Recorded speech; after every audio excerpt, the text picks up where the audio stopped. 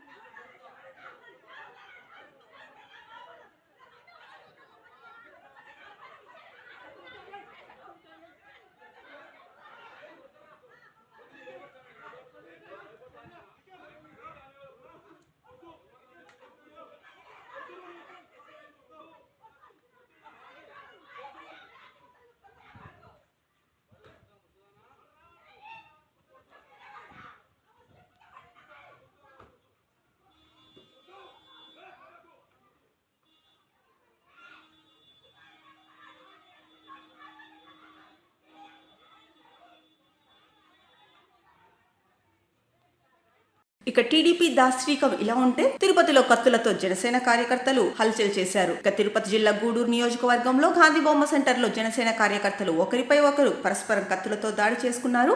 సాయి అనే యువకుడికి గాయాలవ్వడంతో గూడూరు ఏరియా ఆసుపత్రికి తరలించారు. తనకి సొంత పార్టీ కార్యకర్తలతోనే ప్రాణహాని ఉందని సాయి భయాందోళన వ్యక్తం చేసినట్లు తెలుస్తోంది.